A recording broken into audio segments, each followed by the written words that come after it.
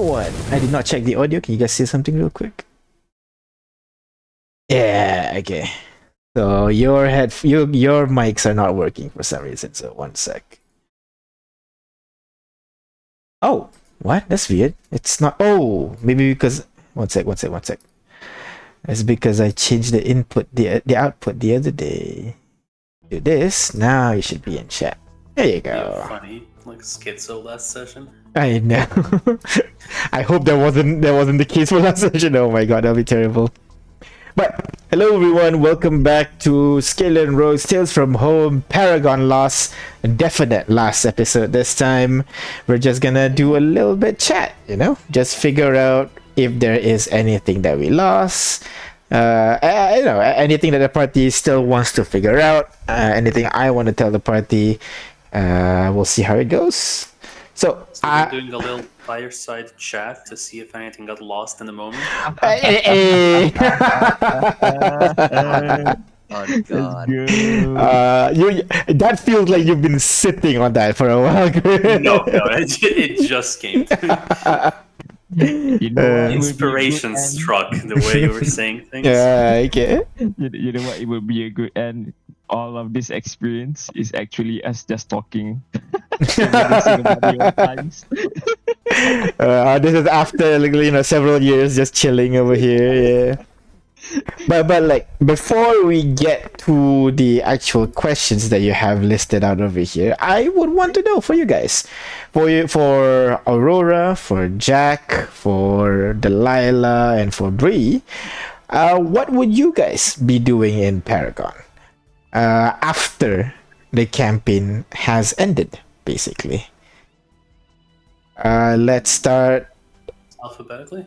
Yeah, sure. Let's start. Let's go alphabetically. Oh wait, no, yeah, sure. I was like, oh no, my name is B. But wait, there's Aurora.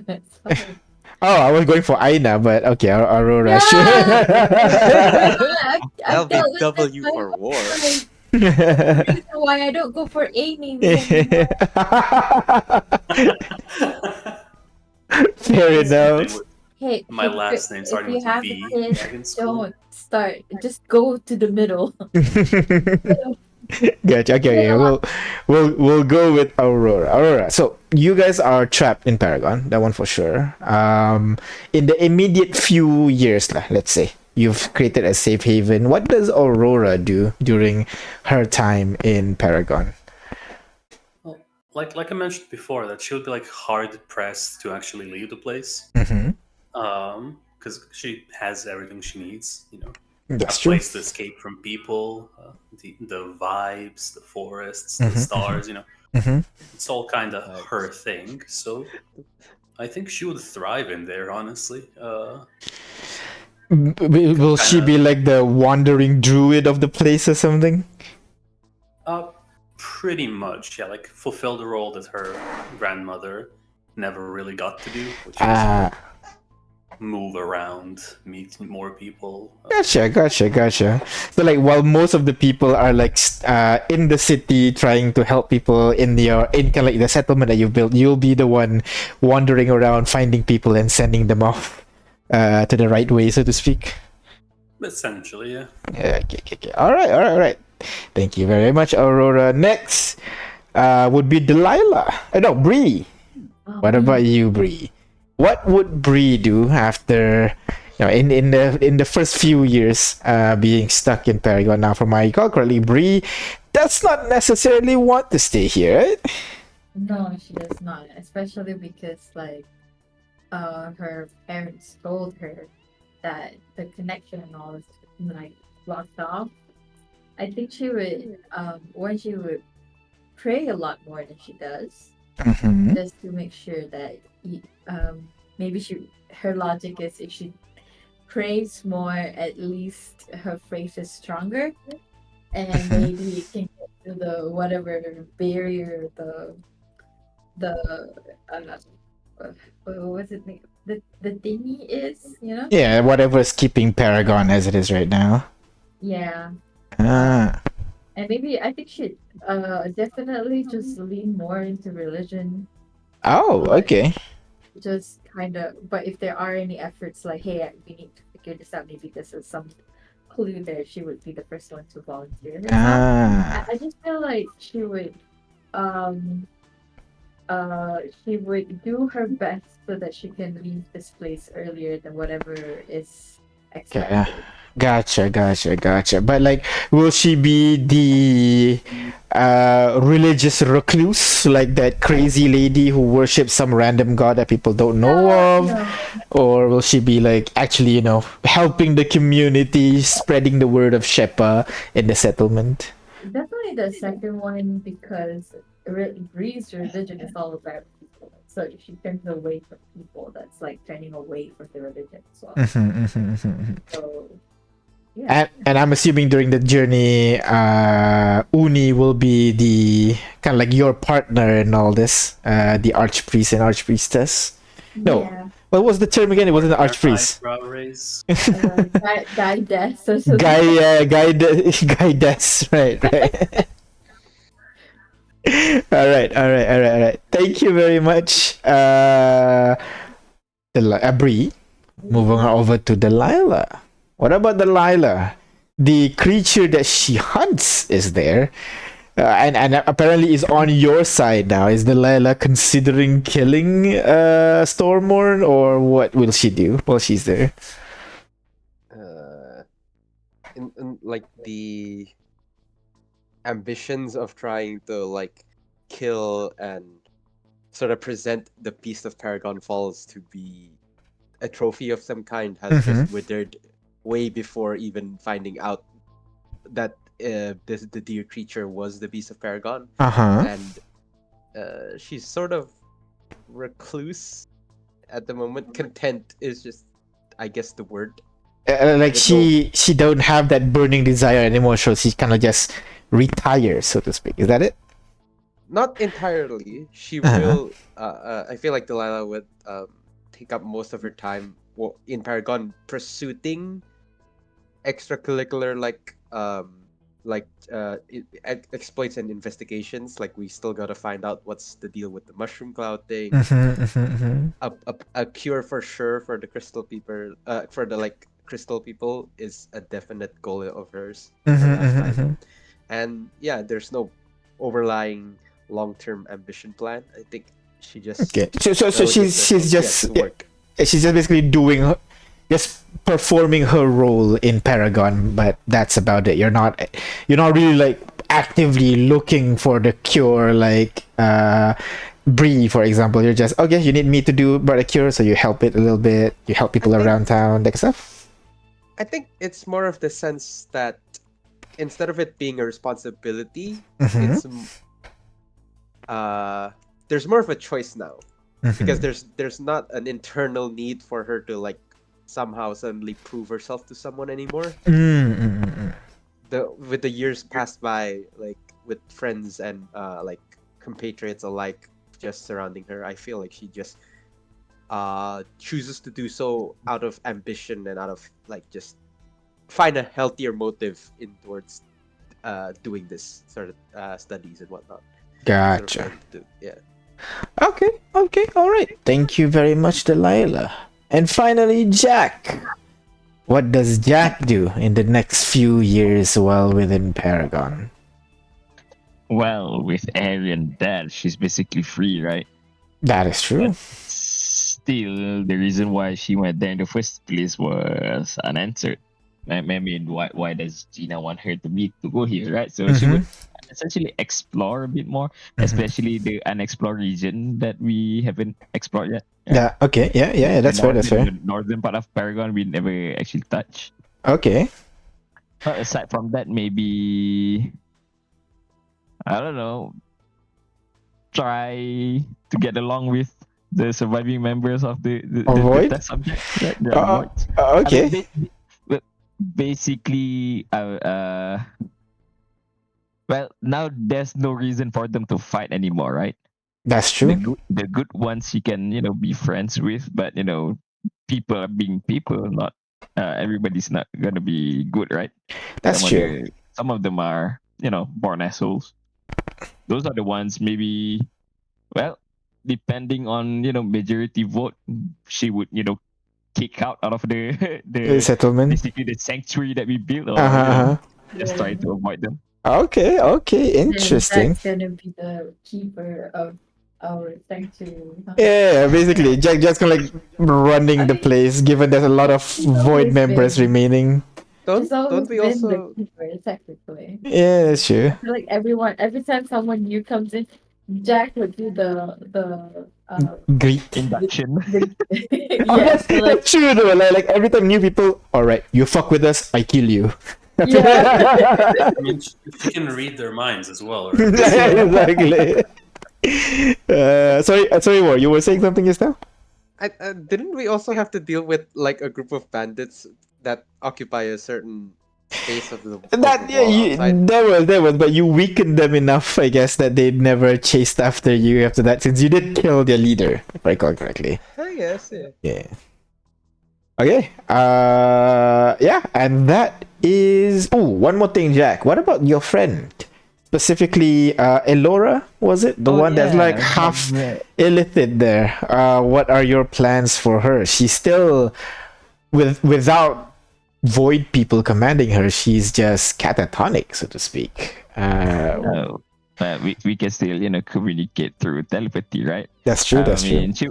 She would take care of her her body needs, and try to find a way to Revert whatever void. Yeah, reverse whatever they did to her, I guess. Gotcha. All right. So yeah. Oh, it's like Ignis and Rex right now. Basically, yeah. She's catatonic. You gotta speak with the dead. You gotta speak with dead aliens. But yeah, so that's basically what your guys are going, and yeah, with your efforts there is a settlement within Paragon itself, but given that maybe smarter peoples than you have worked and tried to look for the cure and only ended up a failure, maybe you won't be able to find the cure maybe within your lifetime. But you've definitely, there's still a possibility, who knows, but you've definitely at the very least created a proper sanctuary within Paragon, where you guys essentially got like started a new civilization over here. So yeah, maybe we'll explore that in future campaigns, who knows. Would there be more people Yeah, coming in? Like, how often would there be?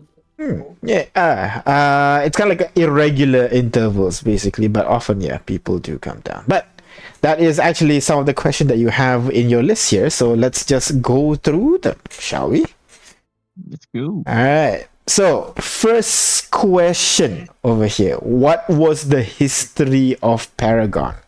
Were we close to figuring out by Aina? That is very generic, Yeah, but I started off with that.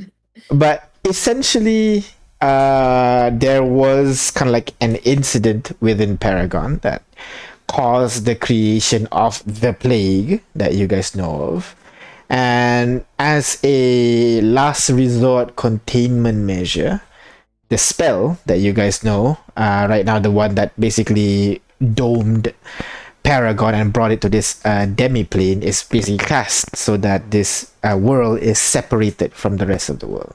And so Paragon became its own ecosystem, so to speak. So, yeah, that's basically what Paragon is.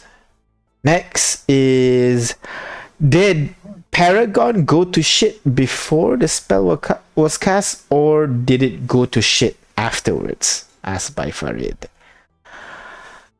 This one, you need to give me a definition. What do you mean by go to shit, Farid? Maybe. I mean, basically, go to shit mean, people are, becoming the undead thing, something like that.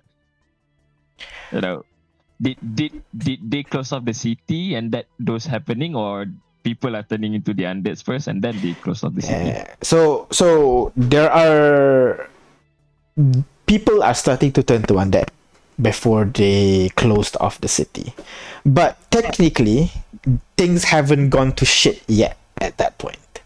Yeah. Thing actually went to shit Yeah, as the longer they stayed in Paragon, basically, things really went to shit. Like basically, the fall of civilization is around 300 or 400 years in, or so. Huh. Yeah. I think just to make it easier, those who answer the question, we can go in order, but instead of DM reading the questions, the asker asks the questions. instead. Oh, it will be more interactive. Sure. Yeah. Sounds good. In which case, we'll move on to Aina. Yeah.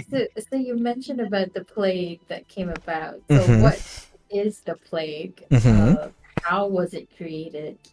Who created it and then spread it? Yeah. Okay. So, this was going to be like a part of Paragon Lost, but given that the campaign's gonna go long and then like people are starting to kind of like, you guys have other things to do in real life, so I basically cut out this content of the game. But basically, the disease is indeed, as per what War said, a cognito hazard. Anybody who knows about the disease is infected by the disease. What's a Damn, I was cognito hazard? right. Basically, Not knowing cognito, about it is yeah. infecting yourself. Cognito meaning you are aware about it, and then hazard is danger. So cognito hazard Like, meaning But do we have Just to knowing know about the it is the infliction. So like maybe That's it's right. empowered more, or you get infected because you know it. yeah, exactly. So we're all infected. You are all technically infected, basically. Okay. Yes. But technically, it's fine as long as you don't tell people. That is correct. But how? But I mean, if How we can you all- guarantee that? That's the difficult reason, and why the council decided to, you know what, better safe than sorry. Entire city closed down before any news about this spread out. Okay, but okay, Okay. like let's say like how Oni said, do you know? Are you guys infected? Do you know about the disease? Even just saying the disease. The is that- disease is Yeah. enough. Yes. So like Oh if my if God. they if they I talk, feel like so we've been infected ever since then. yeah, exactly. After So realizing yeah, so It- so like when you guys what do you call, that's why many of the graffitis on the wall and everything, they're very vague, just ignorance is bliss, blah blah blah, and so on, because the moment they mention the disease referring to that particular disease, it causes you to be infected already. You don't even have to know the name, just as long as Oh. the knowledge you know refers to that disease, and Even if the recipient doesn't know what that means. yeah, exactly, if it's referring to that disease, you're infected. Whoa, that's Yeah, that's why it's very, but when you have it, there's not, you don't really see the effects. It's only when you die, that's when your body morph and you actually turn into a monstrosity. That's why your turn undead and everything doesn't work on it, Brie. Oh, they're not. They're not undead. Typically, yeah. That's why I keep saying undead like. so it's just a vessel. Yes, exactly. So like then your body become morph and it just basically repeats whatever part of its life is. So basically, you're stuck in limbo. yeah, basically. So yeah, the council's idea was to separate Paragon from everywhere else so that it doesn't infect anywhere else, and they tried to figure out a cure in the meantime. Okay, so thank you, Aida. Moving on, next question, Crit. What was your question, I Crit? guess it got partially answered. That's true. I was gonna ask about the curse or plague, whatever you want to call it. Mm-hmm. So like the soldiers recreating the last moments, that Mm-hmm. made perfect sense to me. But what about like the ghosts, for example, that we had to hide from and stuff? That's Were right. they part of it? What's their deal? Wait. Can you recall me which one ghost that you had to hide from? Which one are you referring to? Hide like in the houses while we were long resting. They were like Yeah, knocking on our that- Oh door yeah, and no, yeah. stuff. We're trying to escape through like an atlas, but then we felt like we were being followed by this rickety old, just evil sounding, scary sounding. Okay, all right. People. So that one. Wait, you sound a bit far away. Just it. Yeah, just a Do I? Oh, Yeah. Let me try and fix that. But yeah, so the curse, as you guys know, that's the infection and everything. When they die, basically, if there are like any strong emotions, or basically, if there are any strong emotions during the moment or around the moment they died, they will basically recreate that. Otherwise, they become one of those just wandering undead. They just wander around aimlessly. So those are like the two But not types. undead. No, Undead, but not but not undead. Yes, yeah, undead-like. That's why I will still use the term undead-like. They're not really undead. It's so annoying. It is. I It was- is. I was like, undead, I can shine. There is another. Yep. Sorry. So those people that chased us, I'm so hungry, something like that, they died in starvation. That one are not the undead likes. Undead likes. This one in my notes I refer them to as plagues. The plagues they are different from the ones that was saying about hungry and everything, which actually leads to the next question, Aina, which is Who created the Eternum Syrup? yeah, and why? And So- when? Also, And why and when? All right. So, those people that were like hungry and everything, those are actually the lost, aka crystal people. What? Okay. Yeah. Crystal people. So you see the green glowing thing is because you guys are like in a very kind of like foggy dark. area. That's why you see like green floating thing. But if you guys actually approach these people, you would see it's humanoids with green crystal on them. We never did because it was so scary. Yeah, exactly. But the Eternum serum is basically an alternative way of prolonging your life. When you drink it, you are basically immortal. That's why Owen Lord Wolfen is. The problem is the crystal the Eternum serum also causes madness to weaker minds. Oh. So supposedly it's distributed to only, the deserving, so to speak. Right? They can help contribute in the research of, the cure. However, of course, when you have something, it's never there anymore. It's always like someone secretly stole it, share it, and so on. And that's why you see like random crystal people who are like nobodies within the city Like itself. the banker guy, the under the bridge guy. That is correct. The under the bridge guy, the random knight that was walking the streets. But initially, the Eternum serum was created by one of the council to to prevent Owen Loudwaffen from dying. but Oh. but he kept his mind intact. He kept the stronger your mind is, the longer you are resistant to the madness effects. But at some point, you will succumb to it. And that's why most of the people that you see is a little bit is already mad, which is why Ashta was somewhat sane when you first met her. And then that's why Owen, who has kind of like similar level to early Ashta, basically, where he's kind of mad, but also kind of able to still hold a conversation. But how long can Owen last? Like in our timeline now, Mm-hmm. how long can he last before he goes mad as well? What happens then? Owen maybe will be able to last maybe 100, maybe less than 100 years remaining, basically, before he 100 goes years? totally mad. Yeah. Hey, then We have Then what happens here to after? help. Oh no, wait, Ashta, right? People like were hurting her, and she got Yeah, mad it aggro real time. accelerated her, and Yeah. and her mental is least strong, lesser than Owen's, basically. Yeah.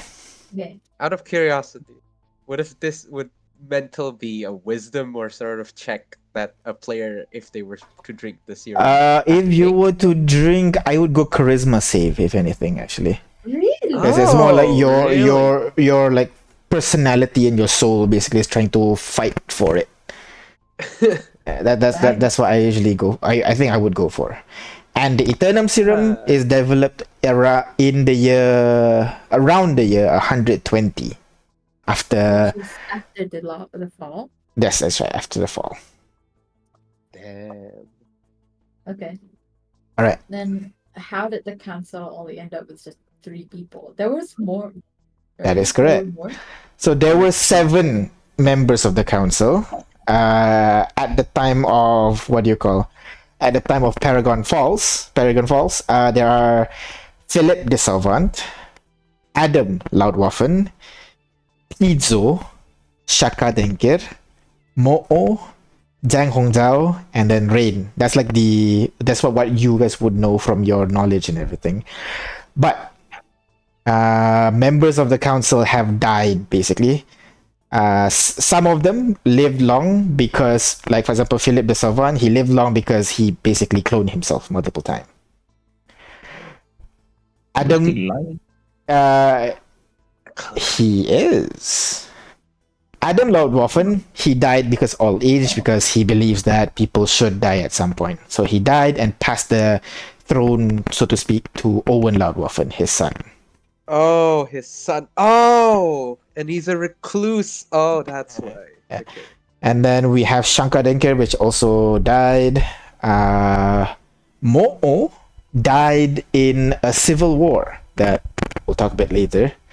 Zhang Hongzhao also died during a war. Rainy, which is kind of like the seventh member of the council, he actually is a monk and have secluded himself from the world. So if you actually go to the top north part of the map, you would actually see him. He's basically been staying there. If you for some reason decide to go there, you will actually see this guy. So yeah. So yeah, in the end, the one that you guys know, Philip de Sauvan, he's technically still alive. If I recall, Philip... Oh, sorry, my bad. Philip died. He basically was killed by a member of the... What do you call? By a member of the cults, which caused him to turn into the monster. The undead-like creature. Owen Lautwaffen, as you know, he drank the Eternum Serum and then, grow old enough that he becomes a giant crystal.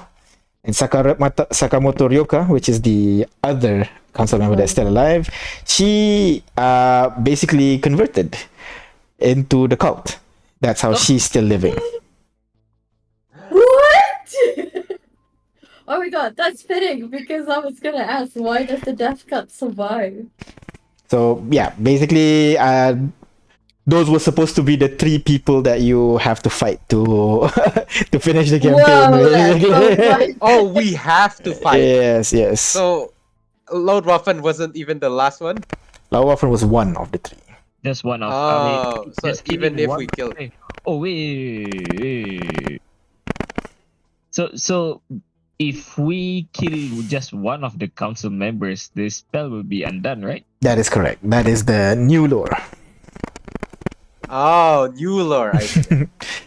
All right, and then the other council members, Mo'o and Zhang Hongzhao, they died during a civil war because because Zhang Hongzhao and Mo'o is against Owen Lautwaffen, Philip, and also Sakamoto to free the dome. Philip, Owen, and Philip, Owen, and Sakamoto wants to keep the dome to make sure the disease doesn't spread. But Mo'o and Zhang Hongzhao wants to leave because kind of like, oppression and everything, blah, blah, all the bad things that are happening in the dome right now. Better to open it up and get more help from the outside. Simone Bolivar is on Mo'o's and Zhang Hongzhao's side. But during the Civil War, she faked her death, which is why in the crypt, you never see it's empty. Yes. And Simone Bolivar is the dwarf that you guys fought at that final group there. Oh! Collective gas, collective oz. Okay, so there was a question about it, which was from Fari. What was the deal with Dormer women and the dump? Yeah. Yeah, exactly. We can go there when we get there. Yeah. But Once we're there. now we'll go next, which is Aina. Your question is? Why does the death cult survive? Yeah, the death cult survived because the death cult started actually after Paragon got domed. Oh, Uh, after because What people about are the memories? because people are looking for absolution, trying to figure out things going to shit. They don't want to die, so people turn to the goddess of death basically to give them life beyond death. And that's basically the reason why this cult is survived, because survival is appealing. So many people turned and become a member of the cult. And when you're a member of the cult, you can't die unless if you destroy the soul thing. Like the shadow, but right now the shadow, the sword just passes through, right, for you guys. Yeah. So for those, if you see there are weapon that allows you to hit creatures on the ethereal plane. Those are the purposes of the blade of those weapons. Oh, so that's what the fists that what the gauntlet fists are for. That's correct. So like some weapons are like allow you to directly hit the. Some weapons are made to deal with the cultists. Some weapons are made to deal with the crystal people, and some weapons are made to deal with the undead people. So yeah. And yeah, so what was the finally war? What was your question? Yes. What was the original short campaign plan for the campaign? Yeah. So as I mentioned just now, my plan was for you to get dropped into Paragon. Okay. For you to escape, you guys will figure out that there are these 3 people that you need to kill, aka what do you call Philip the Savant, Owen Lawaffen, and Sakamoto Ryoka. One is to the north, one is at the center, one is to the south, basically. So you need to kill all 3, and then when you kill all 3, surprise! You actually broke the portal you actually were manipulated to break the portal, and now everybody can be freed. And it's up to you guys if you want to replace the conduits of the spell, or you can just want to let the portal open free. That's possible too. But we would have known about the disease by then, or yeah, exactly. Like that's why like all the informations are there. It's up to you to make the decision. That's why like in the beginning you want to escape, but at some point I think it was Crit that mentioned like, I get the feeling that by the end we need to make a decision whether or not to stay or leave. So that one's on the money, Crit. I'm glad to hear it. I'm always right. I love being always right. Okay. Are there any other questions on the history and fall of Paragon, like the past wise, not the one that we are still figuring out? I got one. Yeah. I guess. What is the cure?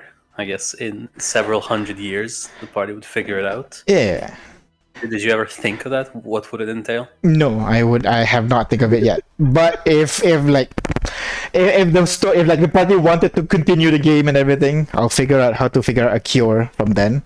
Most likely it will require you to beseech help from stronger, more powerful creatures. But yeah, we'll figure out a way. Most likely it will, because the reason it was created. Oh, I think I missed this one.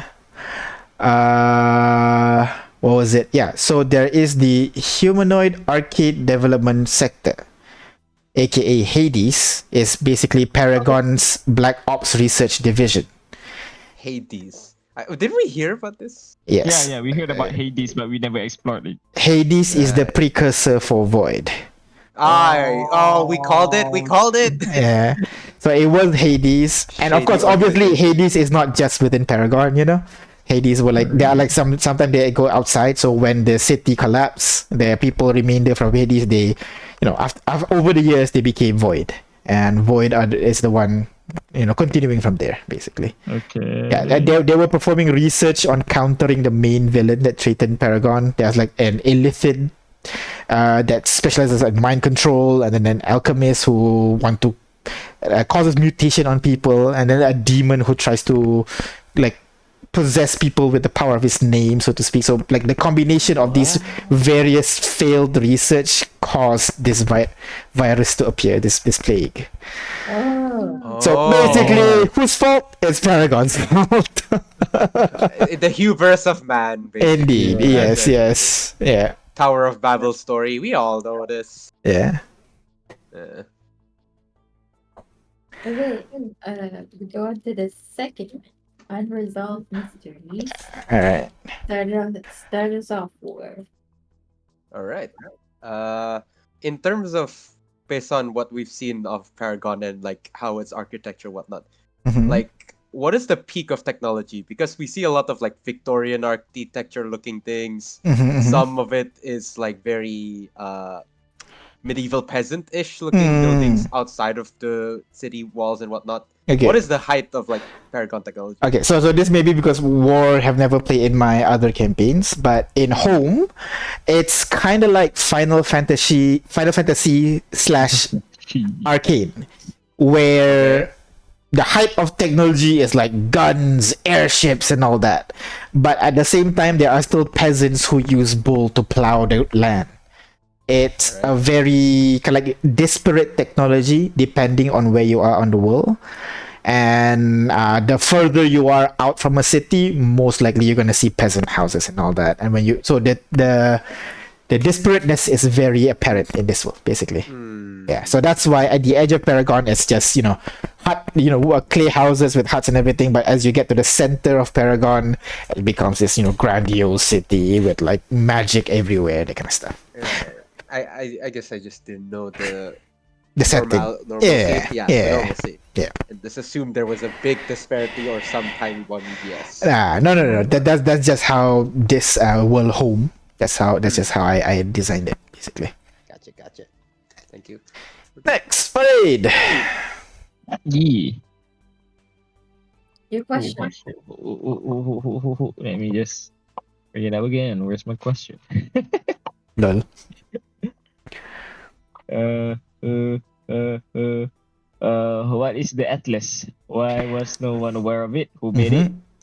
Why are we the only ones who knows about it? Okay, so Atlas is designed by Simon Bolivar after everything went to shit. Oh, That's why. it's after. It's the dwarf guy, right? The dwarf girl, yes. And we just killed her. Yes. Damn. So Simone Bolivar, her goal basically is she's not strong enough to fight Owen alone.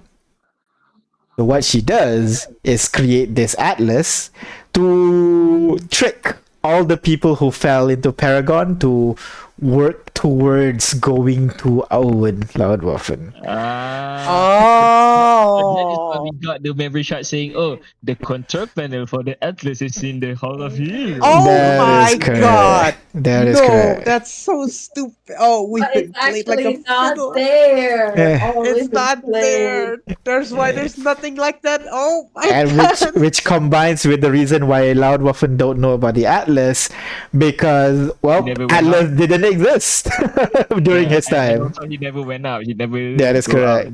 And if you notice, there is no Atlas within Hall of Heroes. The reason Simon was not able to create one in the Hall of Heroes because that's where Owen is started. controlled. So there's a lot of soldiers in the area. So if you notice, there are locations where there are like bones scattered around. That's basically Simone creating her bone construct, trying to push in deeper to Paragon, but Oh, failed. so the Colosseum is her. Colosseum doing. is her doing. Yes, that's right. Okay. If you visit wait. other locations, you will be able to see. If you visit the tent, you'll be able to figure out blueprints to make power ups using those bone charms. You can get the bone from a different location, and then a different. Basically, like if you go to those locations, you'll learn a little bit more about Simone's attempt to go into the Hall of Heroes. Wait, sorry. Hold up. Hmm. So the oh my god, I'm having a brain fart. So the bone golem that we faced in the toll gatehouse in the beginning of the game. That's where right. After we got the memory core, that's Uh-huh. also one of her constructs. It's That not is like- correct. Yes. God Oh. damn it. Basically, most of the atlas. You remember, like the atlas kind of points to a particular direction. Yeah. Yeah. Yeah. So basically, the atlas points to. There are basically 3 of this, I think, scattered around Paragon. It's kind of like the minimum requirement. If the adventurers that went into this dome and fought her creation and win, meaning they might have some chance when fighting Owen. So that's why you guys are the only one that understood how Atlas works. Is because you guys are the only one that managed to defeat the monsters within the smoke so far. So far, like no one else, really. Yeah, at the moment, no one. I mean, most of the humanoids that you meet in Paragon are all lower level compared to you, right? Like CR1, Didn't we CR2, just beat it CR3. at like level 3 or something? Yeah, exactly. CR2, CR3 or something. Yeah, exactly. You can say main characters, man, of course. I would assume location wise they are dropped inside. Paragon also plays a part. Yeah, exactly. You guys are dropped in the safest possible location, you know, Yeah. at the edge of the map. If you fall at the yeah. center, most likely you're gonna die.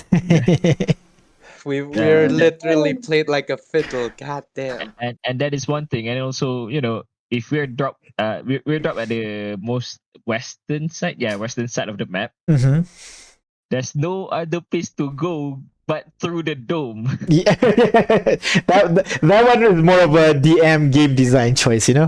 You'll go through it. That is why I think why no one else ever went into the dome. Because if let's say we drop in Serenia, right? We saw, there's a smoky wall dome something over there. We're not going to enter, right? Oh, let's go back. Let's try some something other else. place. Yeah. Oh my god. So yeah, so that's basically why the Atlas. And War, were you close to finding more Atlas cores? That one basically, you know, the big shard that makes Atlas smarter, and you get a reward for doing it and everything. That's basically you get it once at the beginning, and then 3 more when you actually defeat the 3 bosses, so to speak. Oh. Wow, really? There were other bosses we just straight up skipped. Okay. Yeah. Well, I mean, you weren't. I thought okay. So yeah, I remember now. The locations are all like pretty far enough. yeah. So to get those cores are by defeating. By The defeating the 3 council members that remained. Okay. Yeah. So that way, like when by the end you'll go through fighting the boss of the Lost, meaning the crystal people, and then you'll fight the boss of the undead-like creature, which is Philip, and then you'll fight the boss of the cultist, which is Sakamoto. Damn. Yeah. God That was so damn. cool. So basically, those are the 3 types of eternal, so to speak, the undying people in Paragon, which is kind of like the theme of this place, undying. Like that's so cool. It's just that I think because we keep like thinking this should be a short campaign, this should be a short campaign. And then we get If to we like ever went to level 20, we can explore everything. I do agree that I feel like that's another thing as well. We're kind of like running out of steam by the end, is because Yeah. your characters and the campaign is designed as a short campaign. short campaign. Yeah. So there's Yeah, I nothing that didn't have- entices your character and all that, you know. So Yeah. I need to design. Basically, in the future, when I say short campaign, I need to design one dungeon. Yep. That's it, not a whole city. But yeah. So that is the core I thing. mean, in your defense, it's shorter than Ark of the 12. Like Ark of the 12 Correction. is so long. Correction, it was shortened. Remember, originally my plan is you have to defeat all 3, and then the spell fully fails. Yeah. We just fought one. But yeah, so there's that. Aida, go on your next question. What actually brought us to the portal? Why can people just go in? Right. So why can people just go in? The spell is weakening. It's been 1,000 years after all. No. Wait. So over the years, the spell, like, it still contained people who are on the inside, but that separation is starting to become a little bit vague. So at random, people will sometimes fall into the water and be brought to Paragon. Maybe some others they trip into some bushes, they got brought into a Paragon. But all this happens at random, but it's becoming more and more frequent by the 1,000-year anniversary. Okay, but then how long until it totally weakens? I didn't have any particular timeline, but still a long time Yeah, before. yeah. I'd say maybe around 500 years, maybe. Like, it's still long, but yeah, it's within an elf's lifetime, basically. So Aurora could leave, but she's the only one who Who wouldn't. doesn't Oh, want to? And correction, it wouldn't be Aurora be leaving. It's more like Paragon will be returning to the real world. yeah. So Uh, she will have to leave. yeah. I mean, can still be Paragon. It's just that she can leave Paragon if she wants to. Yep. Can we go back a bit towards the virus thingy again? Okay. So the disease basically is only active when you die, right? That's so correct. You know about the disease, you're infected, you die, you get stuck in a limbo, right?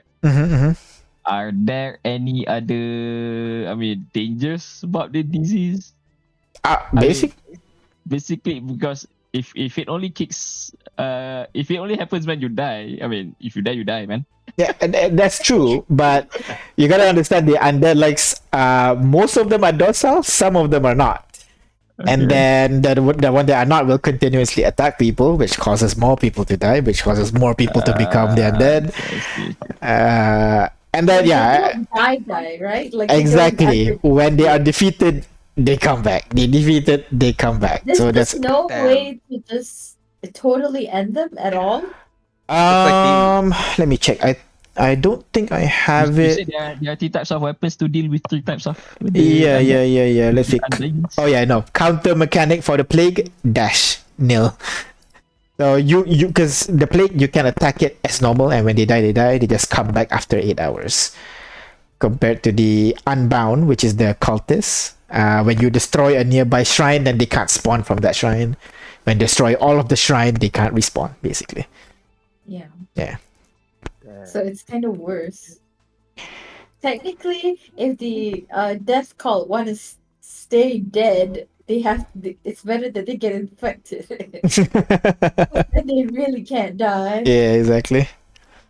So sorry, just to piggyback on this, the while we're talking about the disease, you did say it was part of sorry, I'm confused. It was Hades experiment, right? That's like right. The sort of diseases, right? But in regards to experimentation, did this originally come forth from some eldritch being, like the origins of this disease, and then it's sort of exploited? They are researching ways to counter 3 different things. And of course, when they try to counter it, they need to have samples of those things. Somehow, in an accident, they managed to combine the 3 different things instead, making it even worse, and thus, spreading like that. This is basically Resident Evil all over. Yes. This is basically Resident Evil. Super serum, but you turn people into zombies. That is correct. Yes. This is quite literal. Actually, no, you're right. This is a T-virus. Yeah. But then on top of it just being a bite, it's a full-on incognito hazard. Somehow. Yeah. That's what I'm like, sort of just like a bit more curious about. Like, how is it an incognito hazard? Is it due to a mystical nature of some kind? Yeah. There is the one that the cognito hazard quality came from a demon that tries to possess anyone who knows about his symbol. So there's a demon whose main gimmick is that, and that gimmick got mixed with other people. Okay, damn. Okay. So it kind of softens the blow a little bit. Yeah. What makes it dangerous is that demons and devils, they cannot die, right? It's just common knowledge, right? So basically, like this demon comes back like that. Sorry, go on. So in order for them to come here, it takes a lot of energy, time, right? Because they can't just cross over to the material plane. That is correct. Really just like that. But if he has this guy knows about my symbol, so I can just possess him. Come back like that, yeah. And then the guy gets killed. Or somebody else knows about my symbol now. Yeah, that's why Hades was trying to counter that. That's very dangerous. Basically, these are like super villains within the city in comparison to other heroes within Paragon. So trying to end it one and for all. Unfortunately, they made the opposite effect and caused it to a worse version. Because the other one, you need to know the symbol, which is difficult. This is, you just need to know the term, this disease, and you're fucked. So yeah. Yeah, so that's that. Next is Crit. You have a question?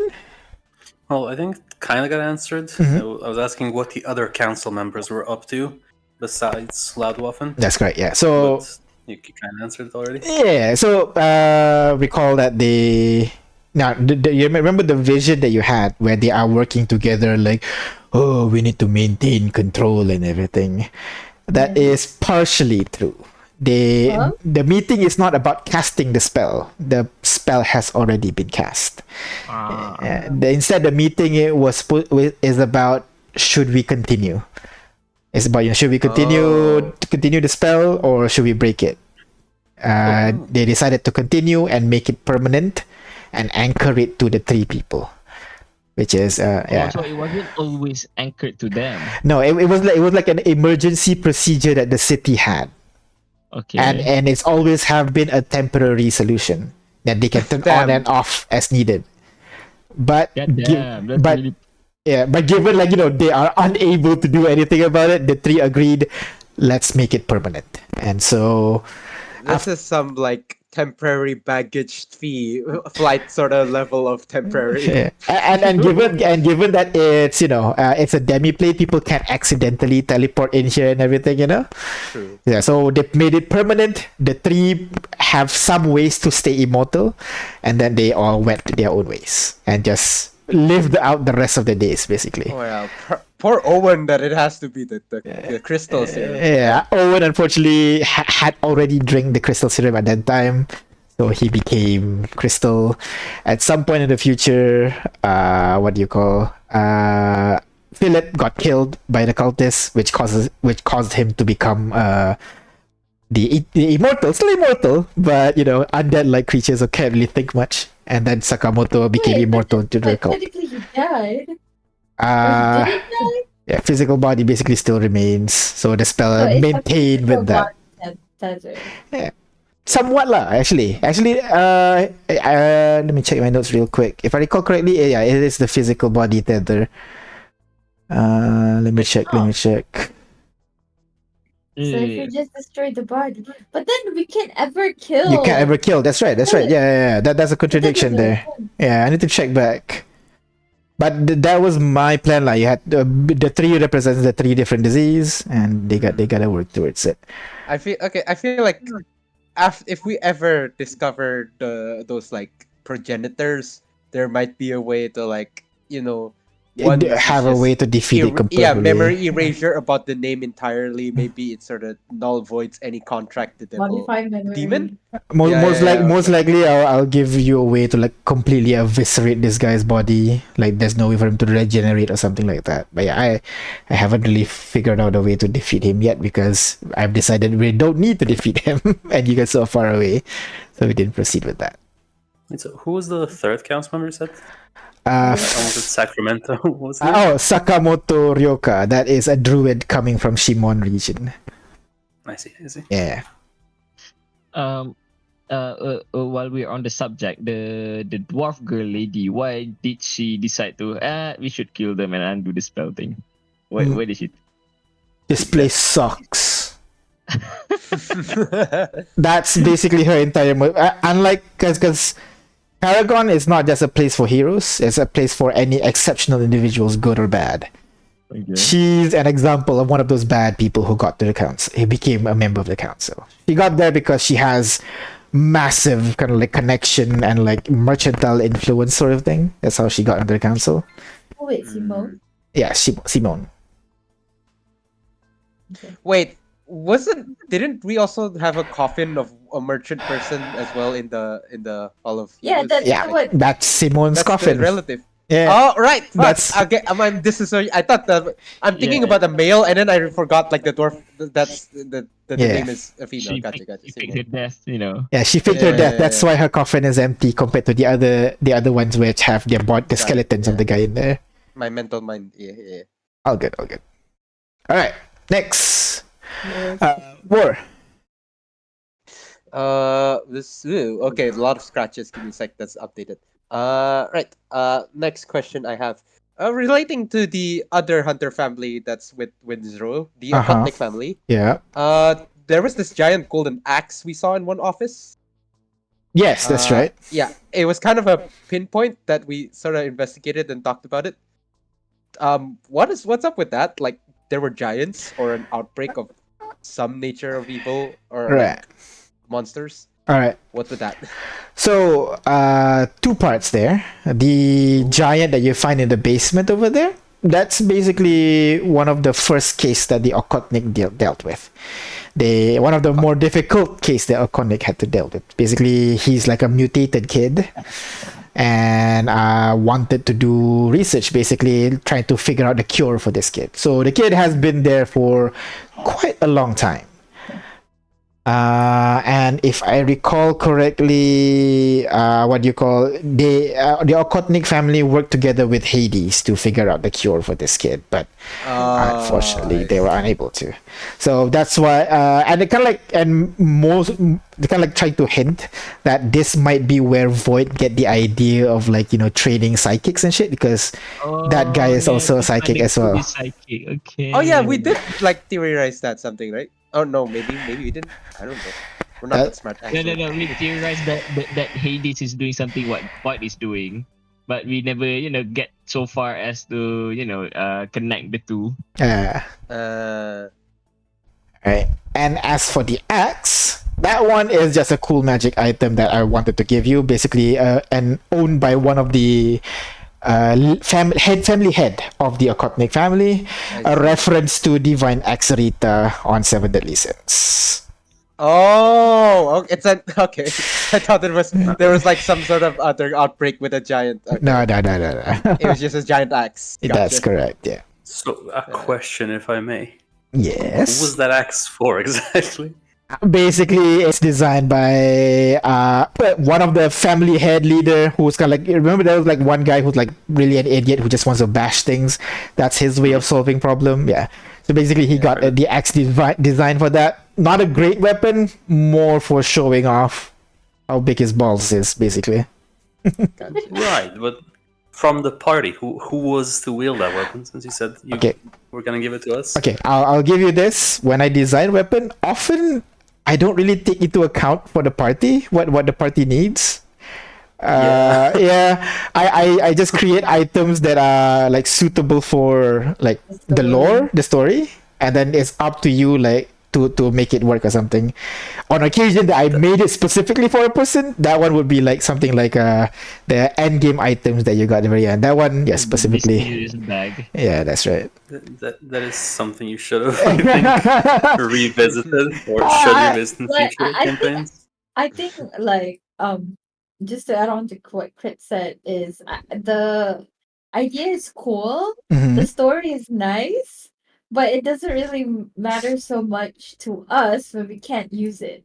That's fair. When you make it Early. specifically to be. That's fair. Like for items that are specific for you, those are I rarely give them. I usually give them for like big bosses or anything like that. But the rest of the magic items I give you, it's because I like the the randomness aspect. Like oh, you get this item which is useless for you guys for now. Later on, oh shit, you have this item that's actually useful for this moment that even I didn't expect, because I just make shit up. I kind of like that. That's why my philosophy of making magic items mostly is for the world. If it fits for you guys, that's great. But occasionally I will craft something that's specifically for you, especially if you've been looking for it or wanting to create it for a long time. Only then I'll like, okay, here, specific one for you, fit for your character. One of the first magic items you gave us was heavy armor. Yeah. That one, I think that one is actually from a random roll. Again, another. That's I give random rolls is the most frequent one, so you'll get like random potions or something like that. That's the most common one. And then story focus item, which is like legendary artifact you find in locations or something. And then the item specifically for you is very rare. But like if you go through your main story often, that one will have items that are specifically for you. It's rare though, because especially for this campaign, it's not meant for it to go that long. Yeah. Yeah, there are like some items that are obviously for you, like what do you call the necklace that allows you to shoot as a bonus action, and of course the master That one's definitely for what do you call for war and all that. Yeah, but I'm gonna Yeah, but yeah, the teacher. Sorry, the teacher. But yeah, I do create some items that are not for you. It's just to fit the story. So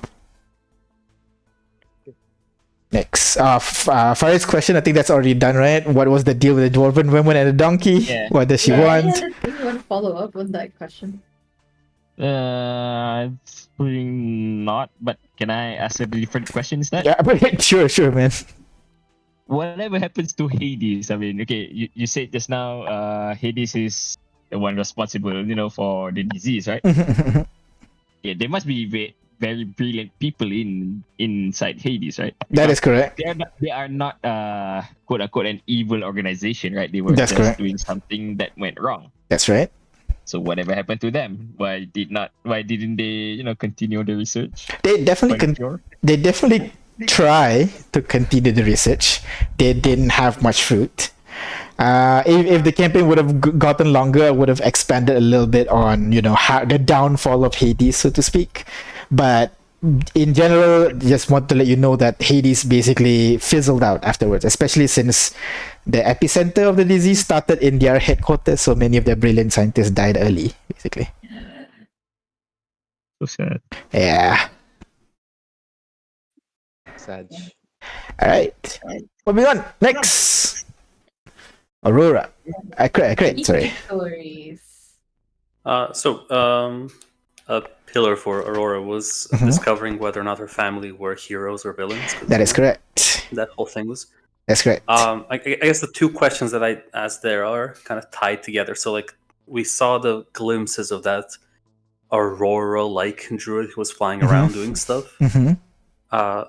What was her deal? All right. So the Aurora-like druid is Sakamoto Ryoka. Yeah.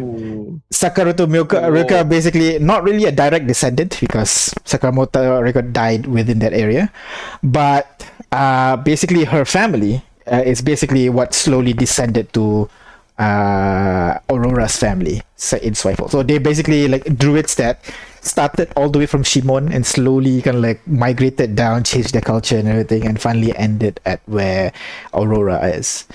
As for whether or not Aurora's family is heroic or villainous, that one is honestly up to interpretation. Because I have a note here, one sec. If I recall correctly, my idea was Sakamoto Ryoka, she did stuff kind of like she does stuff what is necessary to achieve the objective, Sometimes that might cause people not to like her, but it is necessary for the council to achieve the objective. That's kind of what I figured. Yeah. Authoritarian. Yes, exactly. So she kind of like forces her way, but her way works, and thus there are like some scenes where like she killed some 2B cultists and so on because Simon basically is inspired by how Sakamoto's kind of a grey character within the council. Wait, but she killed the cultist, but then she became part of the cultist? She needed to live. Druids can only extend their life, right? Not really permanently become immortal. Damn. Yeah. They came the soul thing they sought to destroy. Yeah. So that's basically, so again, she's willing to do what is necessary even if it means become a death cultist. So that the spell maintains within Paragon and everything. Of course, those kind of stuff I would have expanded further if you went north where Ryoka is. But yeah, unfortunately we didn't get that far. Okay. Kind of a rookie move to try and extend her life that way. She could have lived for like 7,500 years. That's true. With the extend life and everything. But level 30 druid just don't age though. No, you for every 10 years you age slowly. Yeah, Oh, there is no immortality by normal class features, if I recall correctly. Yeah. I think monks. No, they just don't suffer for the effects of aging. Don't suffer the effects of aging. Yeah, they still get old, but fucking buff old, man. That's the quote. Doesn't suffer the effects of old age mean includes dying of old age? I don't know. I don't think so. It is. All right. Next is war. Question. Yeah, I guess back towards another one of the prestigious families, and Mhm. relating to Aurora's question about families.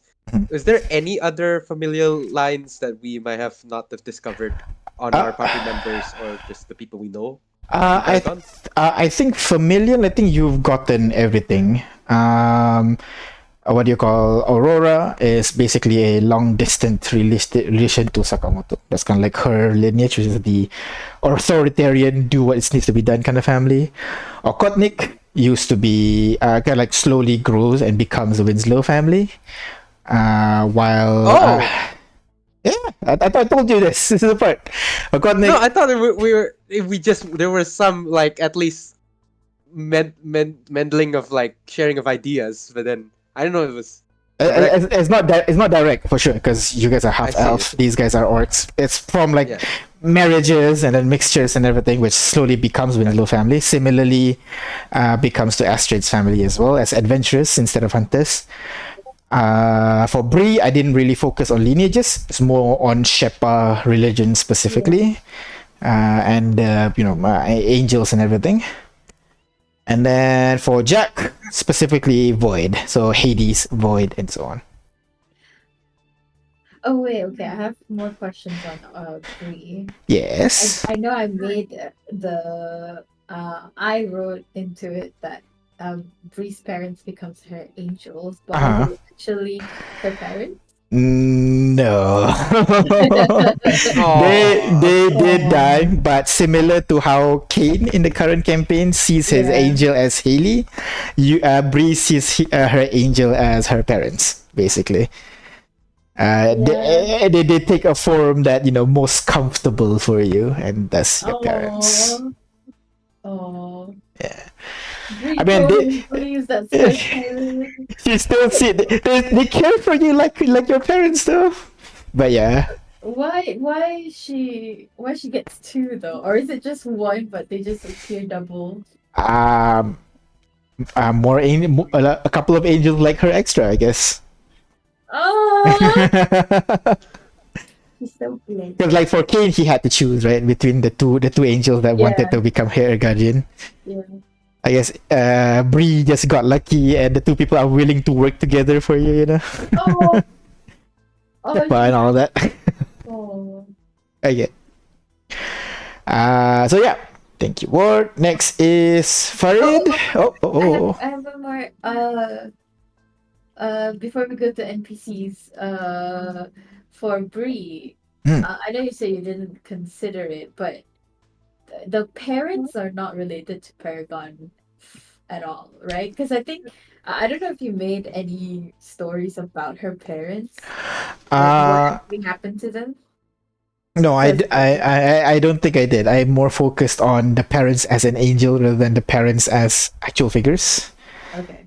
Yeah. All right. Next, last 3 questions regarding known NPCs. Right?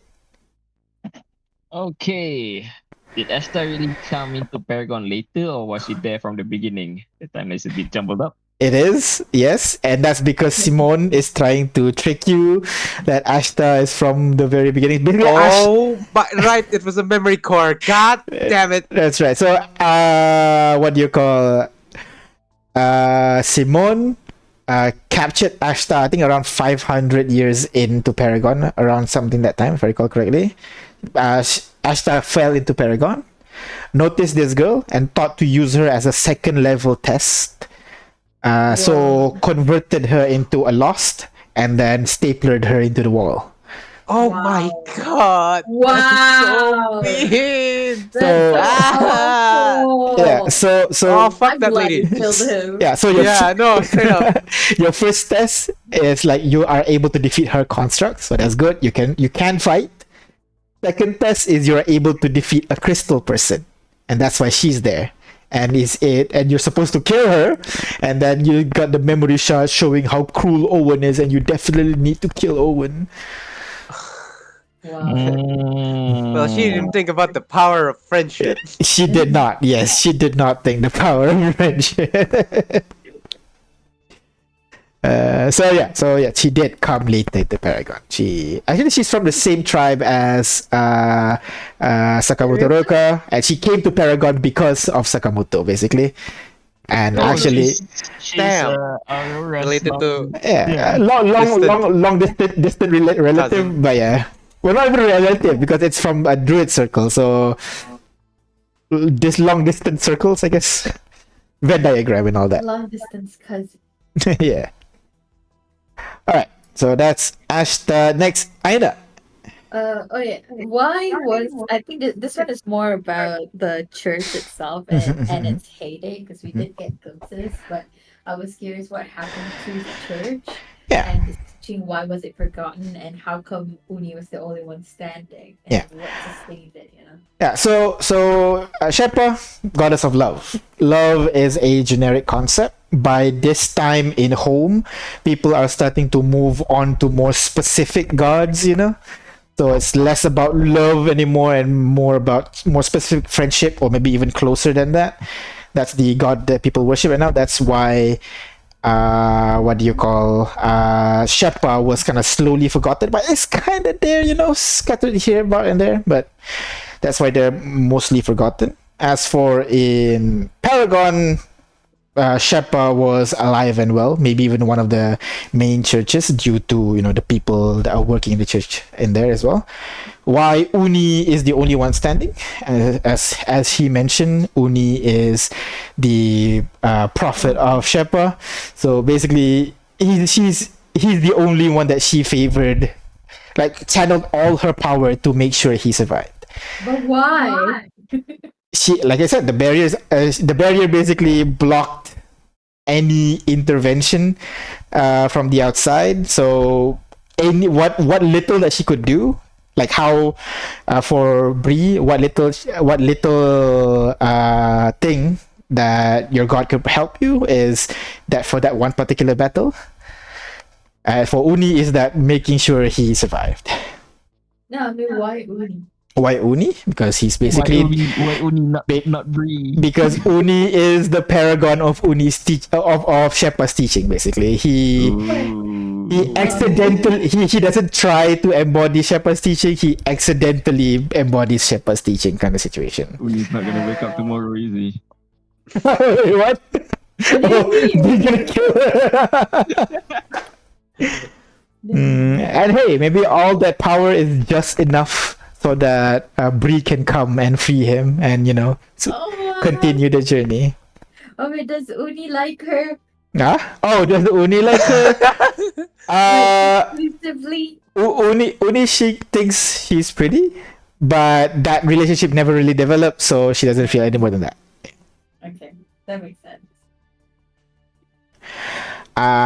So that's Uni, and finally War. Right. Since we're, I guess, not in PC territory anymore, for the remaining two of our NPCs, instead of our dear old barbarian, our rogue and bard, Vi and Fontaine. Yep. Was there any more story plots that we would have uncovered with their side of on Paragon and whatnot? Basically, I develop your stories as I go. So when the two dropped on quite early, I didn't add much onto their story, unfortunately. Yeah, I have this kind of like a list of goals that what I wanted to do with the character, but yeah. So basically, Vi was to find place for that he belongs. That's why I bring in people and everything for them to what do you call? Feel home, make events and everything, just be a family over there. Same thing as Fontaine, actually, because Fontaine's goal was to learn to care for others again. Oh, what happened to Fontaine? We don't really know about Fontaine. Yeah. I assume it's fine to ask now.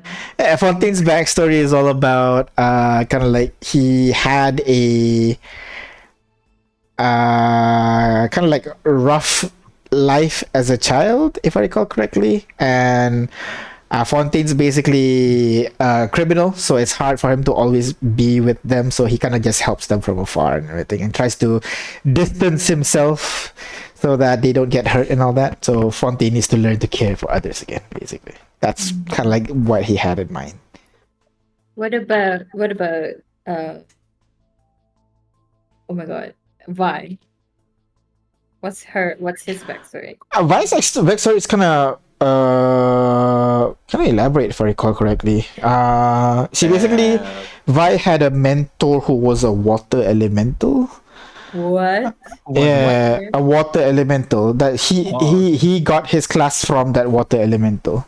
Oh. Instead of from other people giving or anything like that, and it's kind of like he was the first one who basically there was an orb that can control this water elemental, and it accidentally fell into Vi's hand, and Vi was the first one who decided to not use this to control the water elemental and just give it back to the water elemental. Oh, this is like Aladdin and Genie kind of thing. Yeah, kind of like that. And I so wish for you to be free. And so the water elemental guides Vi. He became a detective, and he came to Paragon because he was hired by someone. Detective? Yeah. Hiding someone?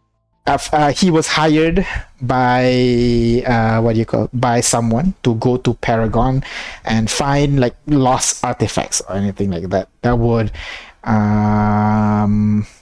Lineage kind of thing, right? that would kind of like bring the family back into fame kind of situation. Yeah. Oh. I recall I designated one of the family in the city as the family that Vi was referring to, but I don't remember which one anymore. Might be one of your companions even, I'm not sure. Oh, actually, might even be Timmy, if I recall correctly. Timmy? Yeah. Oh, shit! Oh, no! I don't remember. It's been a while. It's kind of like Buffett already. What that Viking? Oh, no! Back. Vi was there too, like the player. God damn, I told you guys to just kill him. I don't remember. Like what's family specifically, but yeah. Timmy had it coming. Wow. So yeah, that is all your questions regarding Paragon. Anything? Oh yeah, that's it. Yeah. So anything else? Yes. I'm still reeling on that revelation. So that is everything regarding Paragon.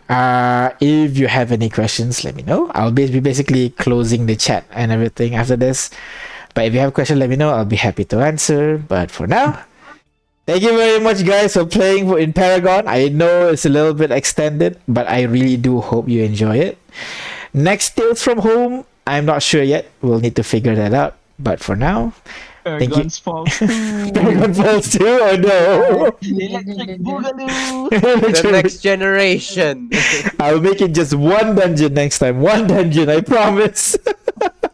I'm just sad we didn't get to Before explore the all of dungeon this. is actually a city, an underground city. One more question. Yeah. What's up with the Blue Rose thing? Blue Rose, that's just a feature of Paragon, actually. You know how like Paragon are like a bunch of heroes and villains kind of coalesce in this place, and the place has many scars from battles past. The Blue Rose is one of those. It was originally there. It's not caused. After it. That is correct. It's not caused by after the fall. I think it's just been a feature of Paragon from its early days. Because of course, one of the villain would try to use the Blue Rose, right? The earlier ones. Yeah, exactly. So yeah, thank you very much, guys. I'm gonna stop here for now, and we'll see you guys tomorrow for Arcana 12. Bye bye. Bye-bye. Bye-bye.